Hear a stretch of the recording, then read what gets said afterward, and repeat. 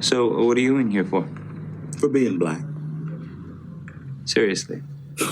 I am serious. You want to know what happened? I was walking out of a Barnes & Noble, and a cop stops me. Now, evidently, a black guy robbed a store in Newark. I told him I haven't even been to Newark in months. So he starts beating me with his gun, telling me to stop resisting arrest. Holy shit, what'd you do? I kept saying, I understand I'm under arrest. Now, please stop beating me. I'm sorry, I don't understand how you can be so calm about all this. Look at me. I'm fat, black, can't dance, and I have 2 gay fathers. People have been messing with me my whole life. I learned a long time ago that there's no sense getting all riled up every time a bunch of idiots give you a hard time. In the end, the universe tends to unfold as it should. Plus, I have a really large penis. That keeps me happy.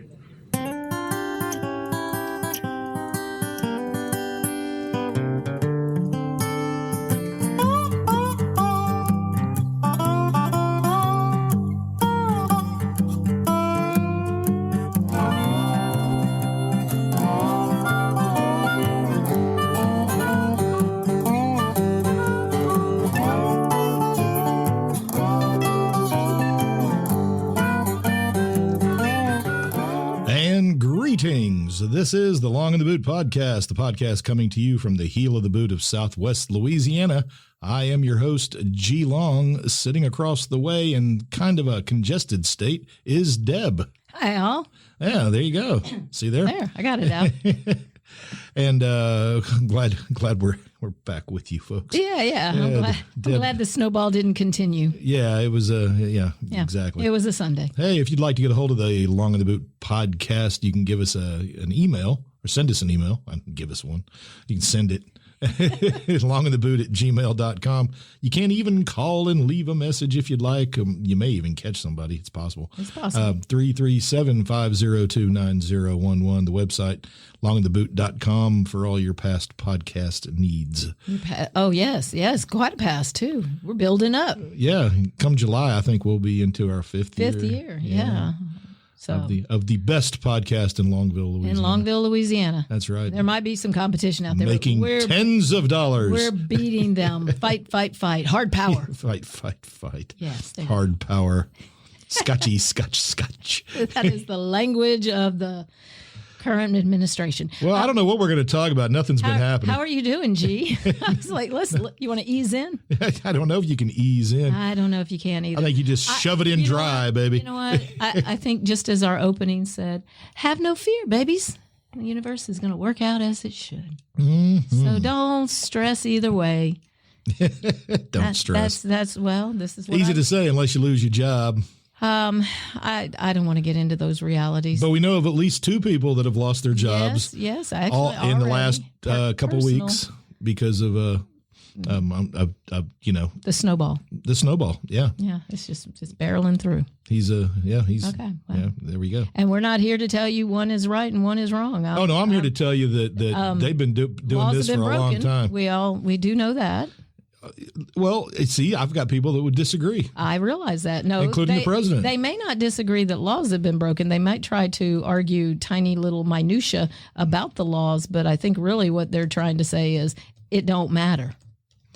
The end justifies the means. Well, Trump certainly said that. He did say that. He directly gave us a Napoleon quote, wasn't it? Well, as a matter of fact. we got a quote. Well, yes and no.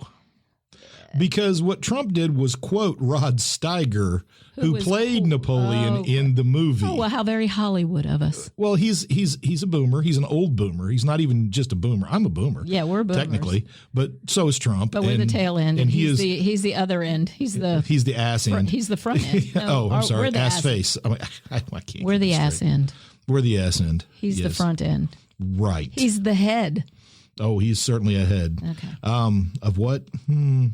Anyway, he quoted Rod Steiger, who misquoted Napoleon, who said, "He who saves his country does not violate any law." That's right. We're not breaking the law because we're saving the country. So, and that's relative. And to by your that position. rationale, then Mussolini, Stalin, Hitler, none of them broke any laws.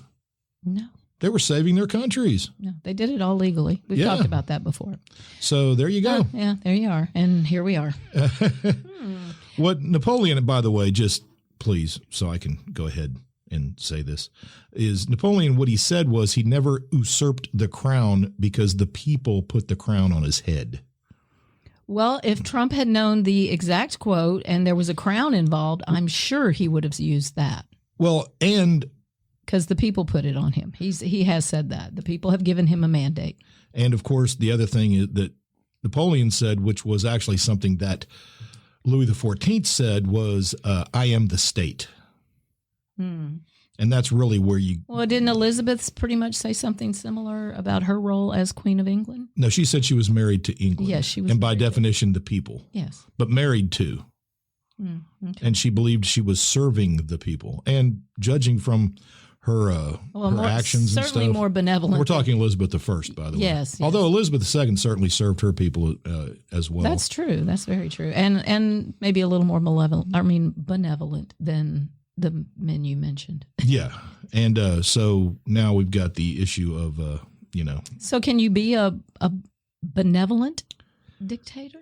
Well, there certainly have been benevolent dictators in the past. Yeah, you can still have the one in Singapore is a good example. Well, although he's some recent. people, he's very recent, but look at Singapore under his leadership, and you would say, well, that's a very successful country. Now, do the people have actual civil rights? No, they don't. But they have Not jobs really. and they get fed and they do well. Their society is doing extremely well. Yeah, and from the point where he took over the country to where they are now. Right. And, that's comparing the United States to other countries is always a difficult thing. Yeah, no. Because we're not homogenous like a lot of countries are. We have a wide range of different groups of people. Yes, but it's getting less wide.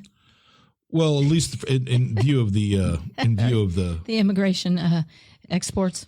Well, immigration and also all the DEI stuff that's being rolled back. Yeah, but that's not kicking people. Well, I guess. And apparently that's this Wednesday, according to Elon, who I don't even know what to say about that idiot.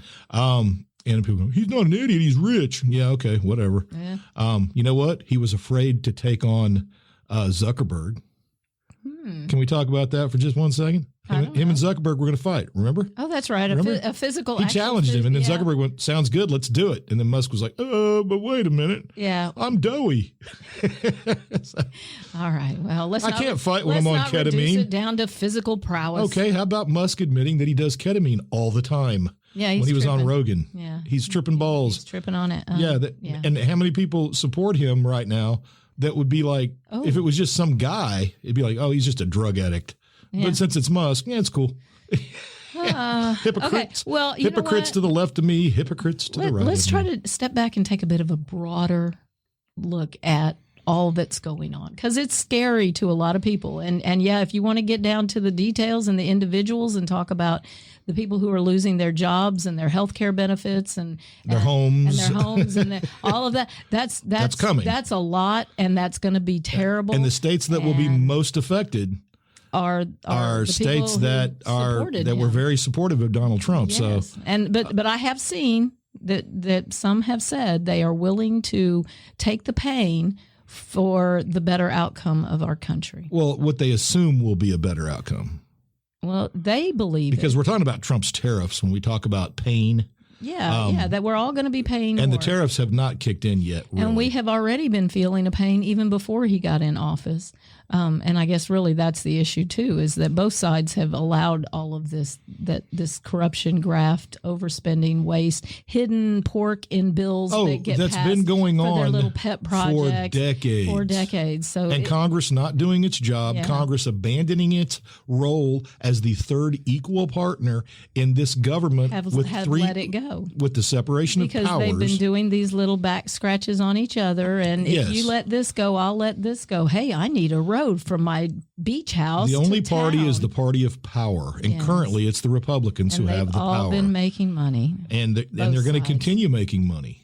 because they yeah. don't really care about any of us. Yeah, that's kind of It's my that simple. summation too. But again, so we'll step back and we'll kind of try to make sense of it in the grand scheme. And really, we've talked about the pendulum swing before, and so we thought our history part tonight should be a little bit about that theory, that idea about the patterns in history, and what stage we're in now to kind of help explain, the chaos, because it is chaos. Yeah, it is definitely chaos right now. So do you want to give a little background on Hegel, or, I can tell you who he is. He was a 18th century German philosopher from Stuttgart in Germany, George Wilhelm Friedrich Hegel. He was he was an academic. He was an academic. He's a philosopher, 1700s. And he hung out with other philosophers, doing their thing. Their thinking thing. Especially they were big movers and shakers in the ideas of existentialism. Yeah. And so one of the things they studied very heavily was Greek philosophy and also patterns. They were looking for patterns in history. Yeah, to explain the chaos in their lifetime. A lot of people look at history almost like a river, like it flows. And you have to look at these flowing patterns to be able to figure out how things work. And Hegel, history wasn't just a chronology. It didn't just one thing after another. But he noticed that there were repeating patterns that seemed to also mirror the way human beings act. Yes, societies. And so he developed this theory. His dialectic theory. Yes, and it's called the pendulum theory, which I've talked about that many times. Sure, I've heard about it since I was a kid. My dad used to tell me and I talked about it in class many, many times about how if you look at society, our political society, as a clock, with moderates being directly in the center at the bottom of the pendulum swing, then you have the left and the right, and it swings back and forth over time. But always in motion, right? But never banging into the side of the clock. No. My problem now is I feel like each time the pendulum swings, it's actually swinging harder in each direction further and more smashing extreme into the clock. It's destroying the clock itself. And if you're on the side that pendulum is on at that time, you think things are great, right, and you desperately try to keep it there and not let it swing the other way. Correct. And sometimes that requires violence and authoritarianism to stop it, because many would say the liberals have been at that other extreme for a long time. Well, a lot of people seem to think that Biden did all this. Yeah, and that's just goofy. You're giving him a lot more credit. You're giving him way more credit than that old fart deserves. Yeah. And the fact is, and by the way, you also think, or you got people who think that, well, if you're a Democrat, then you can't love America and you can't be a Christian and you can't. Well, we talked about labels before, so you have them in a box with these certain labels in there. And what's happened is extremism has pushed people apart further and further, and the people in the middle, be they somewhat liberal or somewhat conservative, we have no voice, because the media is not going to pick people in the middle. No, they want the extreme. They want the eyeballs. Well, and they've been working towards their goals, towards their narratives for quite some time, by so much information. And then in the last decade or so, we've gotten so much more misinformation. Right. And it may be the Russians, it may be the Democrats, it may be the liberals, whoever the hell's doing it, whoever's in control of the media has been crafting their narrative. And we are victims of it. So and we have this entire situation in our country right now where cognitive dissonance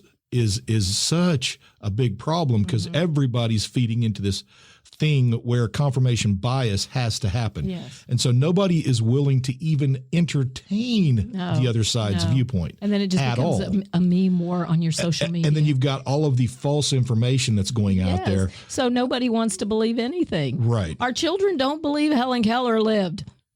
I mean, that's how silly. And if you think that's a joke, it's not a joke. No, I would there go are back students to that in our and school over. Today who believe that Helen Keller was completely made up, that she never existed. Those videos, the sound, none of that is real. That was all just created. And now we have people, leaders of our nation, so-called leaders, who are saying things like the civil rights movement was actually communists attempting to subvert our society. I just saw where everything's a conspiracy. I just saw where Maybe it is. the Maryland National Guard has always performed. There's a day where they celebrate Frederick Douglass, Okay. and there's a parade. Maryland National Guard has always participated in that parade. Not anymore. No, we won't do that. We're not letting them participate in that parade because that parade celebrates a black man, and that's DEI, so these guys can't be in it. So again, with the labels, and that's very Well, that's just harmful. insane. It is insane. To equate DEI With just being marching black. in a parade. Yeah. For a man who was quite impressive. Ostensibly was pretty impressive. It was pretty impressive. So the pendulum swing theory, right? And you can see those patterns yourself just looking at religion. You can see it in religion. Originally in ancient times, right? We had nature as the divine.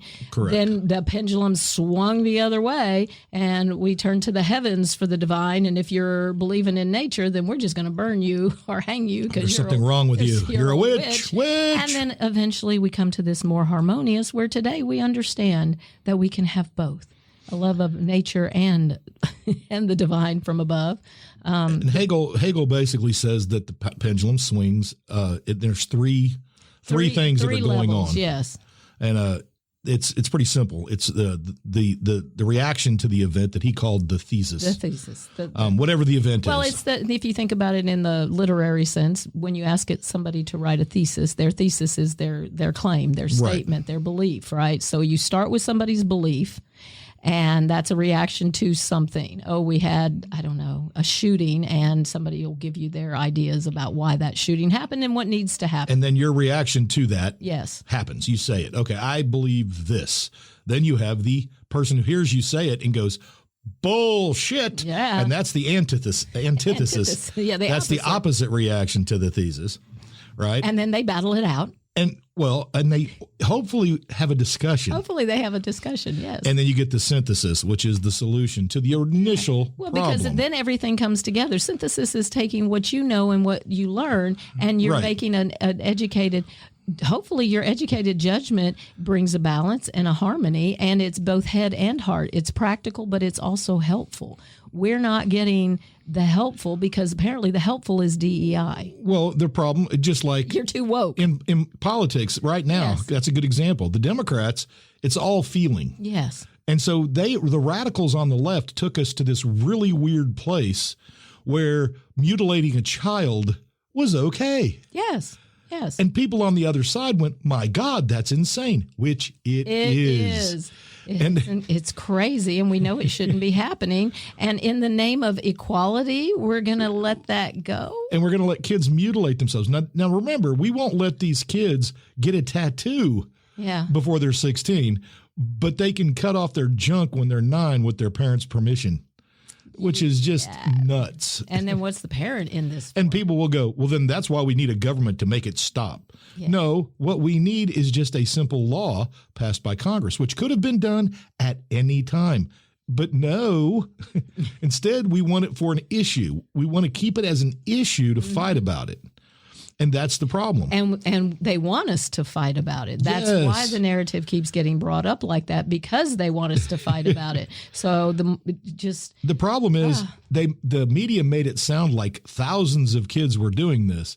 And it turns out to be very few. yeah, it's a very, tiny very amount. small percentage. But you wouldn't the know other that. side, it thinks it's bunches of kids this is happening to, and it isn't.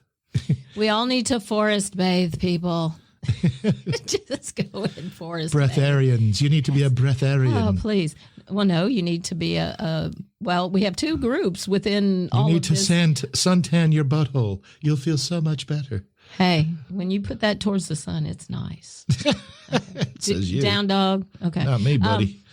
No, nobody needs that. No. So within this pendulum right now, and we obviously are in an extreme. There's no Yes. question. We're in the extreme, and we're in the reaction phase. We're in the first phase. Yeah. The antithesis phase has been Well, I think they there too. overlap. I think Hegel was simplifying it quite a bit. He was, but we are simplifying it because we're trying to give a condensed, little concise idea of what it is without going into the minutia. And I do like the fact that he's got 3. He's really big on 3. You need to have 3 stages of evolution. You got to try 3 times to get your desired outcome. It's a sacred number. Yes. As we were told by, Schoolhouse Rock, who said 3 is a magic number. It is a magic number. Well, within our pendulum swings, and besides the media as one entity trying to create a narrative, we also have 2 others. And the first one came to me, and I didn't know anything about this until recently, looking at some Musk stuff. Musky stuff. Well, I wanted to know, is he a Christian? Does he identify as a Christian? So when I started looking into that, I said, the internet tells me that he is a cultural Christian. So then I wanted to know the history of that. And that really goes all the way back to the beginning of I don't know, Jesus. Well, I guess. Well, let me finish up here real quick with Hegel. Okay, do Hegel. Because using Hegel looked at several different parts of the world and looked at their wisdom, their writings, and he basically said in our ancient past, and this is the Vedas of India said this, but Hegel latched onto it, that our needs were always met. No matter what state in the ancient world, the natural world, our needs were met. And so there was no need of war. Yes. War didn't need to happen. Because everybody had the resources they needed to get by. It was an age of wisdom.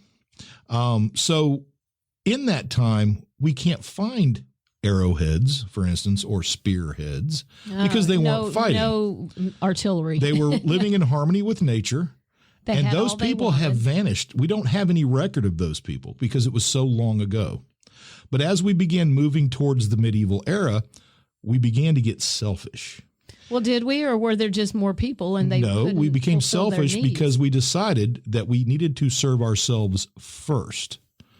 In the ancient tribal world, everybody worked for the group. Yes. Right? We put up fences. And then we began to commit atrocities to one another, poking each other with sticks to be able to get those resources that we desired, as opposed to working out a deal.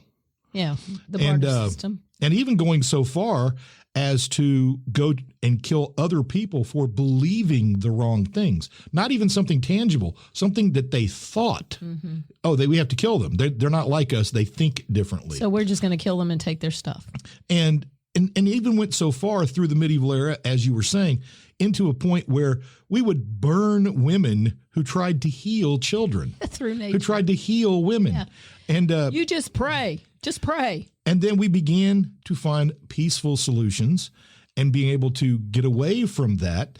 And then the pendulum swung again, and things were starting to mellow out. Things were getting a little better, and then we get into another era of violence. Yes. With moving. Hegel pointed at the French Revolution. Protestants and Catholics, Hegel pointed at the French Revolution, which started out with the most noble of ideas. Yes, we are going to have an equal society. Everybody's going to be equal. We're all going to work together for the common good. But the nobles didn't like that. Well, the nobles were gone. We whacked them first.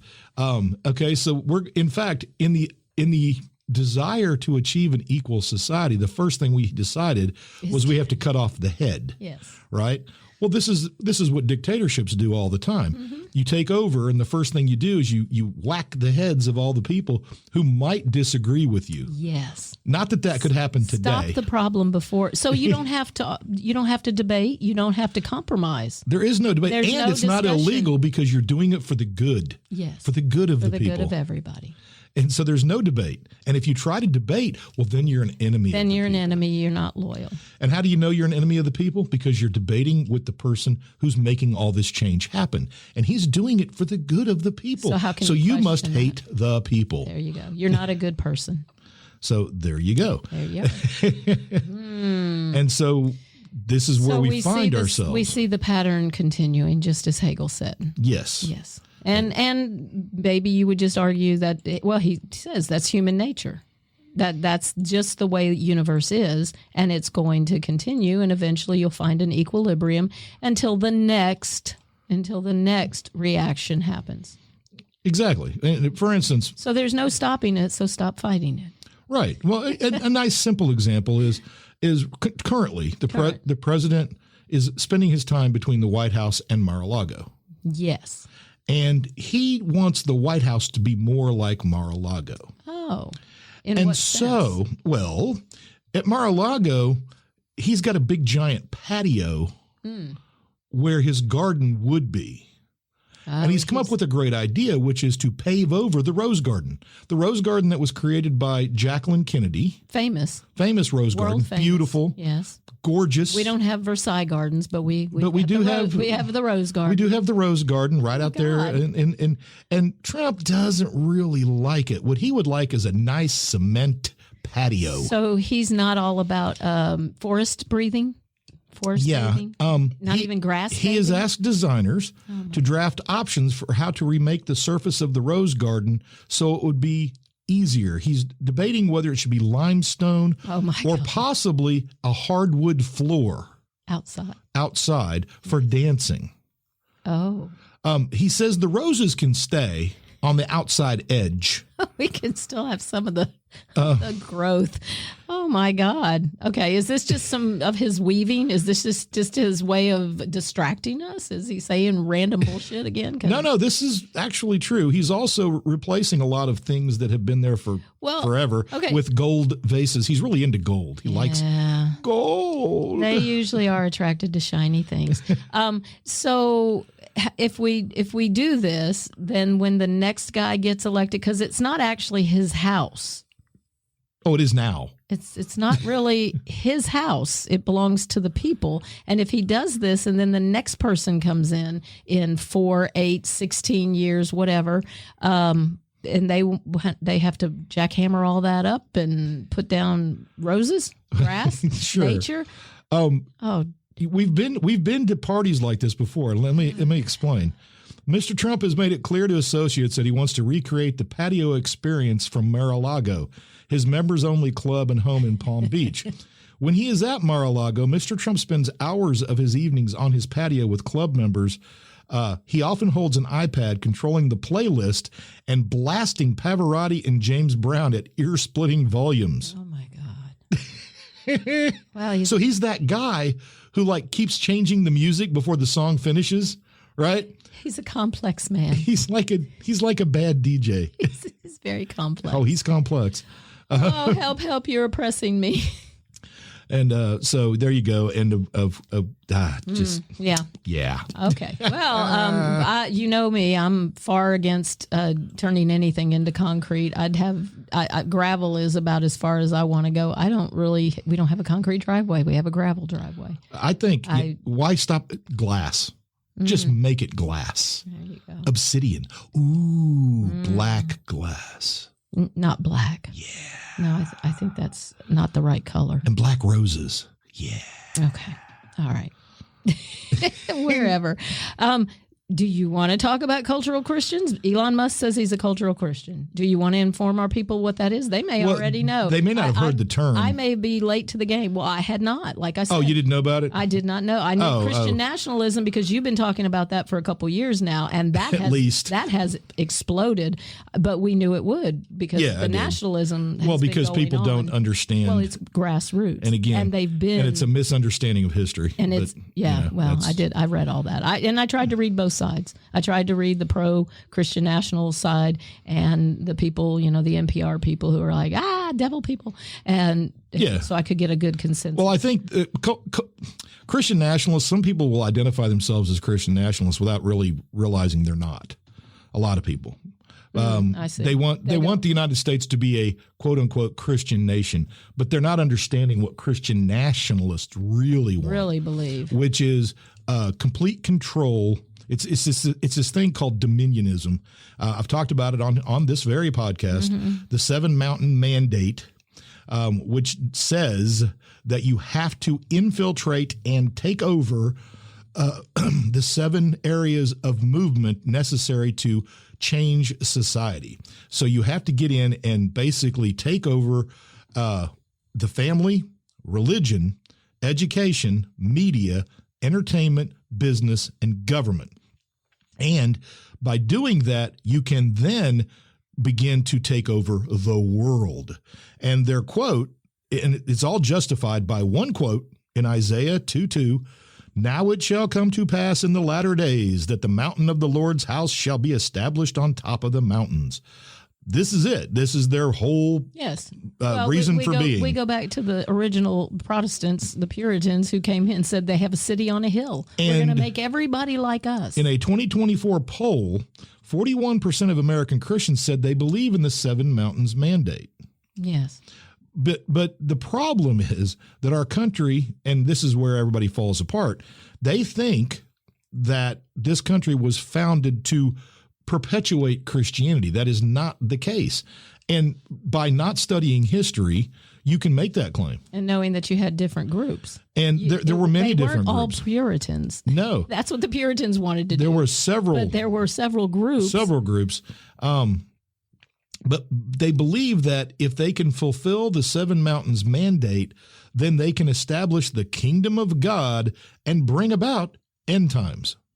Which is a very terrifying, twisted reading of all of it. Yes. And it's in a way it's very cult like. It is. And then do you want to? And it's pretty terrifying. They are generally supportive of President Donald Trump.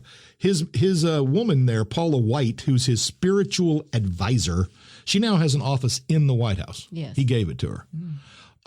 All you have to do is listen to her and look at her and understand. Yeah, go research it yourself. She's not. You don't have to listen to us. Don't listen to her words. Look at her and what she's and what she talks about, and you'll see that it's not very Christian. Well, but which brings us back to cultural Christianity. Well, yeah, I was going to go before we continue with that idea of the Christian nationalists, because it's a very strong and very powerful lobbying group, essentially. They're in power. The first time I heard of cultural Christianity was Richard Dawkins, which is a really interesting thing because he is an avowed atheist. Yes, and Jordan Peterson was too, and now he's not. He's just a flat-out Christian now. He's identified, yes, but Dawkins did say that he now says he's a cultural Christian, just like Elon. But he doesn't believe in God.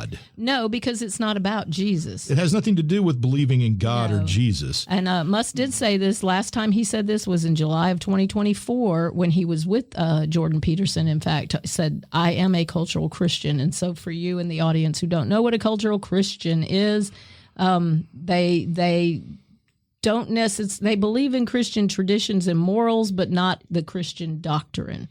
He believes in the teachings of Jesus being good and wise, but he doesn't, believe in, that he doesn't believe in the mystical part.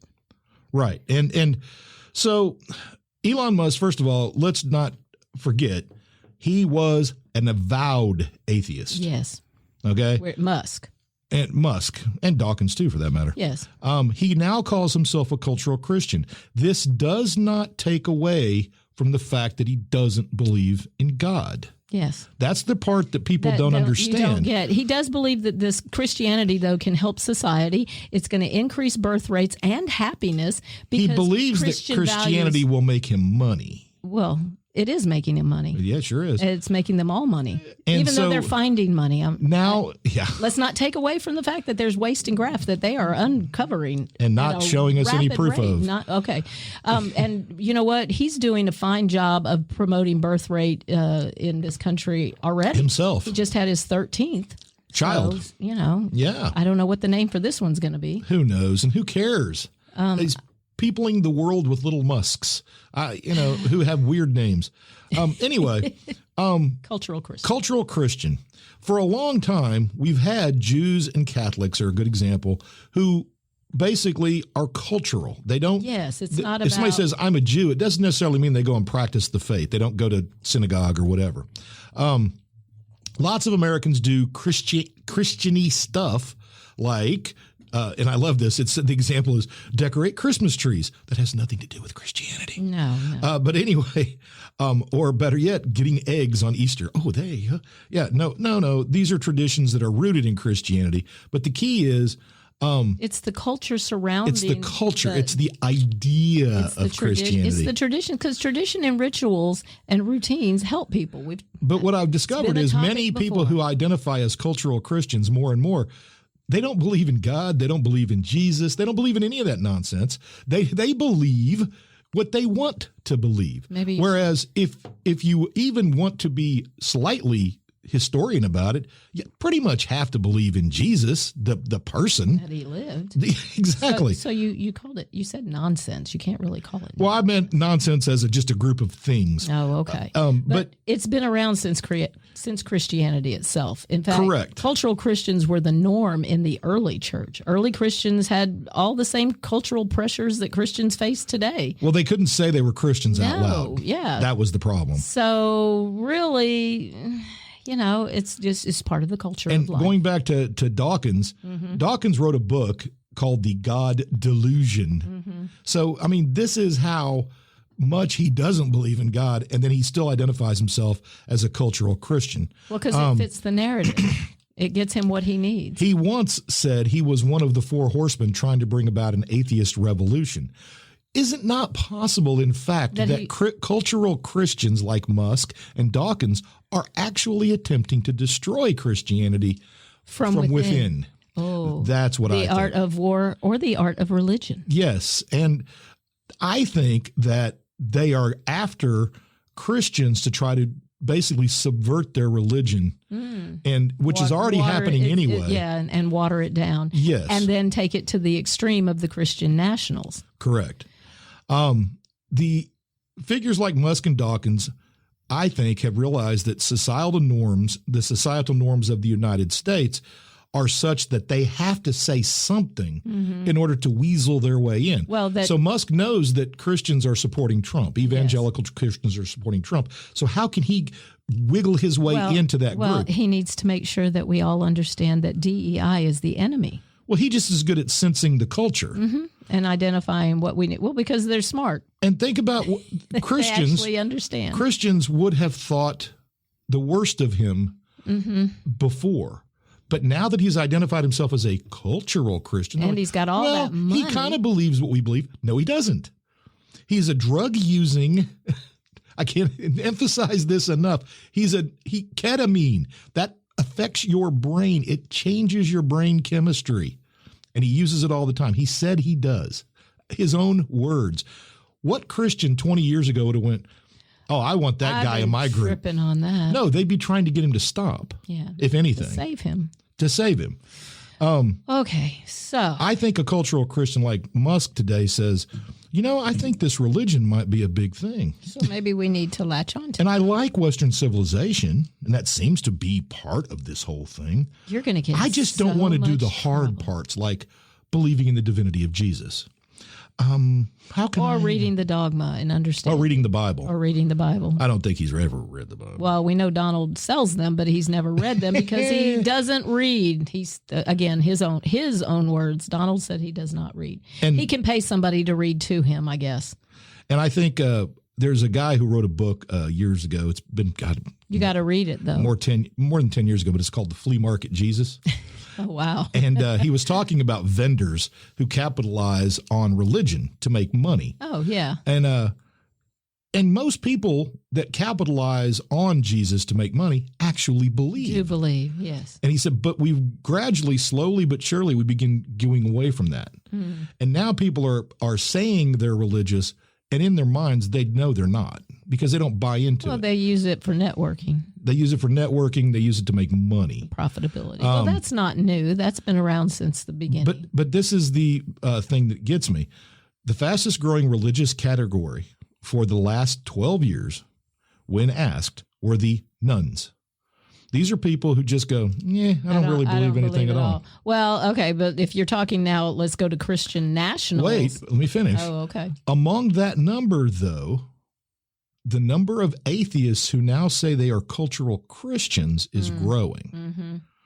So they see something in it that they can identify with, and so then they don't have to say, "Oh, I'm an atheist." And he believes, and I'll use Dawkins as the last part of this. Dawkins, who is, again, an atheist, an avowed atheist, says, well, I appreciate the hymns and I like the cathedrals. I like to live in a Christian country, although I don't believe a single word of the faith. I'm really uncomfortable with the rise of Islam, and I see Christianity as the defender against the rise of Islam. I mean, I'm on Team Christian. Oh, all right. And J. Edgar Hoover was a perfect example of this as well. He believed in the importance of Christianity in the fight for America, but didn't believe a word of it. Just for the societal control. Yes. Yeah. So there you go. Because if your society is a good Christian society, then people aren't going to commit crimes and they're not going to do terrible things and they're all going to live a good life. Because that never happened in very, very Christian societies in the past. No. People with good values don't do bad things. Okay. Yeah. All right. So for a few years now, we have been talking about Christian nationalism. You're the first person that, mentioned it to me a couple years ago, and we're talking about how they've been kind of grassrooting themselves into local and state government offices. And eventually now it has grown and exploded. The numbers of people who identify and have the Christian nationalist beliefs, and there are 5 questions they asked to identify these groups. On a map, Christian nationalism forms a horseshoe. It starts in the Midwest and then goes down into the Deep South and then moves up through the Appalachian Mountains. Yeah. So there are 5 states who have at least 45% of residents who identify as either adherents, meaning they believe all 5 of the tenets of Christian nationalism, or they are sympathizers of it. North Dakota is 50%. Mississippi 50%, Alabama 47%, West Virginia 47%, and Louisiana coming up the rear as at 46%. There you go. So they all hold Christian national beliefs. And if I can find the 5 questions they asked, you lost them. I did. I think I did. Sorry. Oh, no, here they are. Okay, so this is how they determined this. And this study was done last year by a site called prri.org, and they are forming an American values atlas. They're trying to put together just what we believe. Oh, yeah. Okay, so they asked these 5 questions, and you either completely agree, mostly disagree, or completely disagree. So the first one is the U.S. government should declare America a Christian nation. Okay. U.S. laws should be based on Christian values. Our laws based on Christian values. The U.S. If the U.S. moves away from Christian foundations, we cannot be a country anymore. Being Christian is an important part of being truly American, and God has called Christians to exercise dominion over all areas of American society. There you go. So 10%. Well, they would believe that. They believe in God because God's over everything. So you can't. That's a question that has a guaranteed answer. Yes, I think so. I think they're all kind of leading questions. They are. But so 10% of Americans overwhelmingly that they were asked, 22,000 people were asked, 10% overwhelmingly agreed with all the statements. 20% said they agree with most of the statements, right? Yeah. And then we had the skeptics, that was 37%. They disagree with most of the statements, but there are a couple that they're like, yeah, all right. And then 30% reject all of them. So a third. So we're still back to that same percentage of society, right? 30% have these views, and then 2/3 are in the extreme right now, I guess. It feels like 2/3 are the extreme. There you go. And then 30% out here going, hey, we're the middle people. I guess I don't know where we are as far as the middle of the road people who just want to be able to afford their eggs. Yeah, well, we'd like to be able to afford eggs. I'd like to be able to continue to be able to buy devices or have. In fact, I had considered getting you an egg for Valentine's Day. Oh, you don't do that, though. No, I don't believe in Valentine's Day. No, you don't believe in that. It's just a money grab. It is. So, you know what? They didn't mention capitalism in any of this, which I find interesting. Because well, we're not actually using capitalism right now because if you start capitalism, really true capitalism, a true market economy requires free trade from everyone. Other countries shouldn't have so tariffs nobody on charge us. Any tariffs at all across the world. Across the world. That would be true, pure isn't that capitalism. the antithesis then of what we're doing now? Yes. That is. Now, some of it I understand. I mean, I tend to agree that if Europe is going to put tariffs on our cars, then we should put tariffs match for match. The best result would be 0 on both. Mm-hmm. Everybody would benefit more from that. But we also have to realize that All these people who have made so much money on their stocks for companies that have moved their manufacturing overseas made their money because these companies cut their labor. Mm-hmm. And that is how they made their money. So they're being hypocritical again when they're saying now we need to bring manufacturing back to America. What, now that you've made your millions of dollars, you want to bring the manufacturing back? Yeah, I see. That's the facts. People would not have made nearly as much money if they hadn't moved labor offshore. And that happened in the 70s. It did. We used to be one of the biggest textile manufacturers in the world. All those plants gone. All that cotton. Louisiana used to have a bunch of textile companies. Yes. None of them are in operation today. Not one. Nope. They all went overseas. And I'm sure the owners and the stockholders in those companies made a fortune. Yeah. At the cost of what? And then labor. they moved on to their next industry. And then they tell those people in those towns where this stuff was being done, oh, well, that's just the way it is. You need to find another job. Yeah. Well, when it's the only employer of any note in an area that pays a living wage. Yeah. And these are the same people that won't raise minimum wage. No, of course not. Why would we? These are the same people who we elect into office, and then they have health insurance for life. For life. For life. Congress pays $625 a year for health insurance. For unlimited health insurance. Yeah, for life. And if even when they're out of office. If they have a disease that needs to be treated even after they lose their office, they are continued to be treated.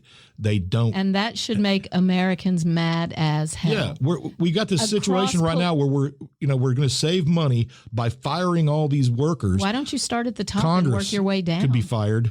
They haven't done their job. What has Congress done? Mm-hmm. They're not acting as a third arm of our government. They're just giving it away. Republicans in Congress right now are either bootlickers or they're cowards. It's one or the other. There's no in between. Anybody can look at this. And here's the thing here's the way to know. If this situation was reversed and you had a Biden in the White House doing this and you had the Democrats in charge of Congress, the Republicans would be screaming bloody murder. That's all you need to know. They're hypocrites. And I've been saying this about Congress for years. Both sides. They're not doing their job. There is no two-party system in this country. There is one party. It is the party of power and the party of elitism. And currently, they are completely taking over the government. It is a coup from the inside to put the people's voice away. Yes. We will not have a voice in the future. In the guise of using the people as the winners in all of this. We're saving you. We're saving you. Is that we're helping you. We're saving you. Nothing I do is illegal as long as I'm saving you. Hegseth got to Europe and said exactly what this is. This is power. He said it. And it's in little ways too. For instance, Border Patrol agents have been told they no longer need to use the body cameras. Why would that be? Yeah, why would it? Does it cost? I mean, they already you may be against immigration. Maybe they already have them. It's not costing any money to use them. It seems to me that the only reason you would turn them off would be so we can't see what they're doing. Well, all right. So we could go on, but there's no reason because our people are living the same life we're living. Absolutely, they already have their views. They're on one side of the pendulum or the other, sure, or they're in the middle screaming because we're trying to be normal. I will say that something interesting has happened. I have been saying the same things for years. Yes. And nobody said a word until now. And now the things I am saying, which have not changed, what's changed is the situation. Well, the people in charge have changed. Yes. And now I'm an enemy. Yeah, now you're the enemy. Now I'm crazy. Well, after the podcast today, you may very well get a knock on the door, sir. Maybe it will. You know what? They do keep drawing parallels to World War II and Adolf Hitler. They do. It is hard not to. It's and really I would encourage anyone to go read. And in particular, there was a reporter for CBS in the 1930s and 40s named William Scherer. Shirer. I think it's Scherer. I say Scherer. Who actually was witness to the rise. Not only the rise, but the pre-rise of Adolf Hitler in Germany. In place. And I'm not comparing Trump to Hitler in any way, shape, or form. But Scherer kept a journal. But I sure am seeing some parallels. Oh, strong. And one of the things that really bothers me is the parallels of people wanting to destroy the republic not necessarily putting one man in charge, but just destroying the levers of power. For instance, closing all these agencies that Musk is doing right now, a man unelected, by the way, destroying entire sections of our government when Congress could have gone through USAID, for instance, line by line. And taken out the pork. And removed all of the pork. But they didn't. They didn't because it benefited them at the time. And that's my issue. It benefits this group to take it out. And it benefits Democrats to have something to complain about. So that's all I see. I see the same old thing happening again, only this time the party in power is the Republicans and the party that's not is Democrats. And soon it'll flip. And when it flips, all of this stuff that's going on right now, Republicans will start screaming, how dare they do that? And the Democrats will go, well, you did it too. You're assuming there'll still be a system in place to flip. Oh, no, they'll keep doing that because that's how you keep America unfocused on the real problem. You keep us at each other's throats. Oh, absolutely. Over Democrat and Republican versus us and them. It's a cultural and economic war. Oh, yeah. Against us. It's the elites, and they are taking their war out against the people. Yes. And right now, if you have a job and you're making money, you don't see it. But how many people? You see it when you go to the damn grocery store, when you get your car insurance. But how many people who are losing their job, 100,000 already from the federal government, how many of those people were actually doing work we needed? For instance, in Louisiana now, the folks that were responsible, the wildlife folks, they've canceled all public interaction. Fake news. So it's not fake news. They announced it themselves. No, I know. So all field trips, for instance, that brought kids from the city out to the bayous and the country to see nature and all, canceled, done. Well, they've been running a public service campaign on TV, and now that kids from the city going out to the country. Well, they don't need that. It's a feel-good thing. Kids need to know that. They need to know where their food comes from. Not going to do it. Nope. No. And because they closed the entire thing down, as opposed to carefully going through. This is not an audit. Yeah. Basically, they needed to bring a scalpel to this, and what they've brought is a baseball bat. Yes. And that's the problem. And everybody who's thrilled that they're taking a baseball bat to these large segments of the government are going to be really upset when it affects them. That's the problem. And that's what they're depending on. As long as we don't affect everybody all at once, we'll be able to get away with it. It's incrementalism, which is something, by the way, that one Adolf Schicklgruber, better known as Hitler, was really, really good at. And it wasn't even him. It was the party. Two things. One, people are saying, well, why can't they stop Trump? Well, he's got too many things going on. The courts are going to react. He always leads. Yes. Because courts can't do anything until something happens. The antithesis has to occur. But I will say this, and I looked this up to make sure it was true, and it is true. There is something called vexatious litigant. Do you know what a vexatious litigant is? Well, it's confusing. No, it is a way for them to actually stop Trump. Judges can do this. Often there's a guy in prison.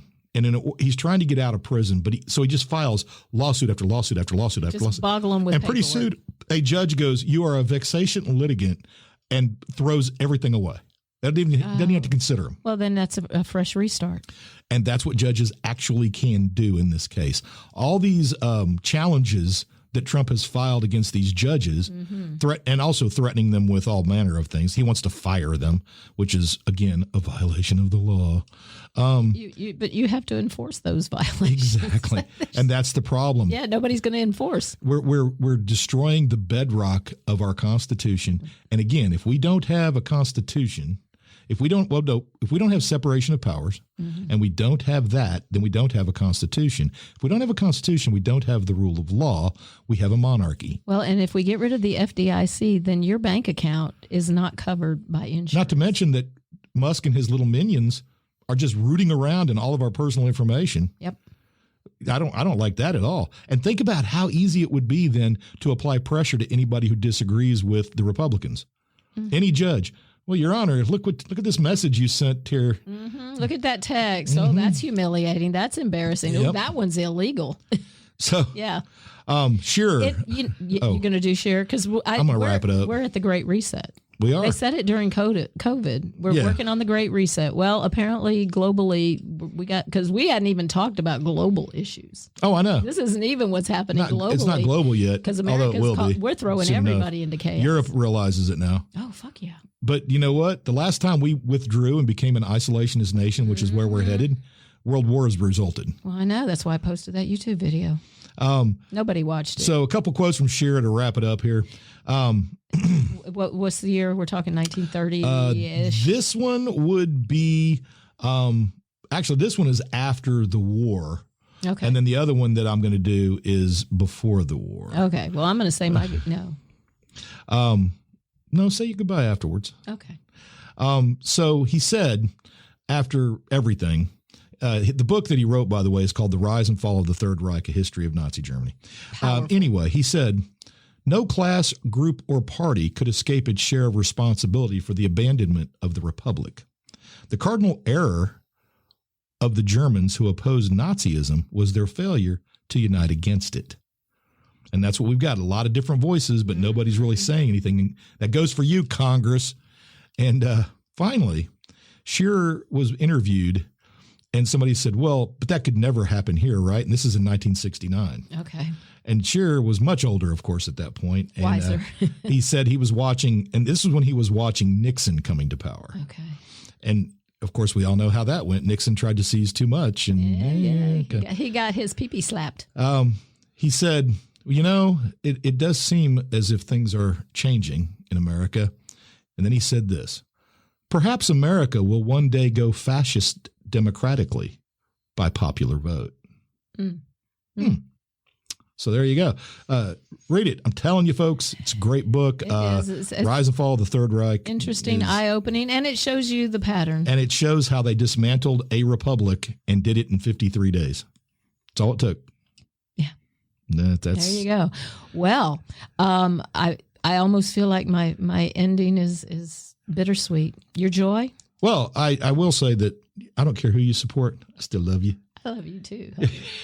Not you. I was talking to them. Oh, those people. Oh, shush. I love you too.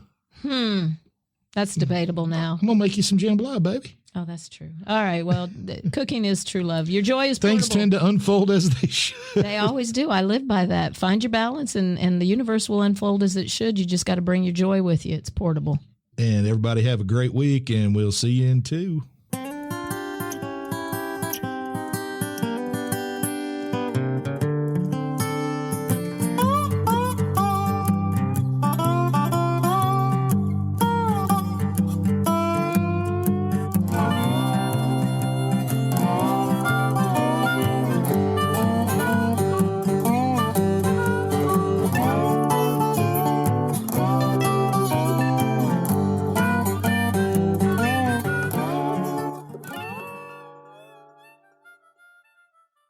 Record button. And I think, let me see, are you talking in a normal voice? Am I talking in a normal voice? Yeah, like a non-congested voice? Not exactly, but I'm working on it. Okay. Okay. All right.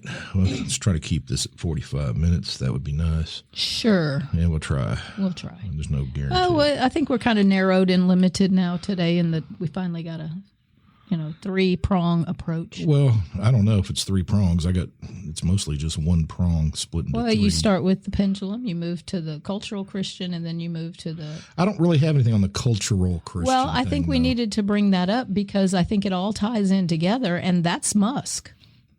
I mean, Musk identifies as a cultural Christian. He got on Joe Rogan apparently, and while I didn't listen to that podcast, that was something I read about.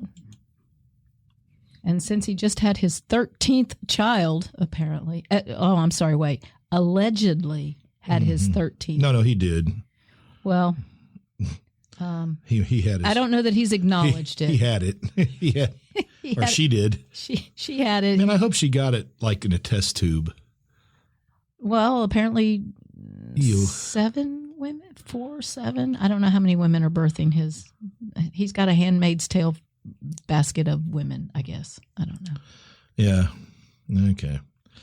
All right. So, and clearly the mothers have no control because the last ex's mother was adamant that she did not want her child being used for politics. Well, and yet it's going to happen. And yet he's been the talk of the world. All right. Mm-hmm. Here we go.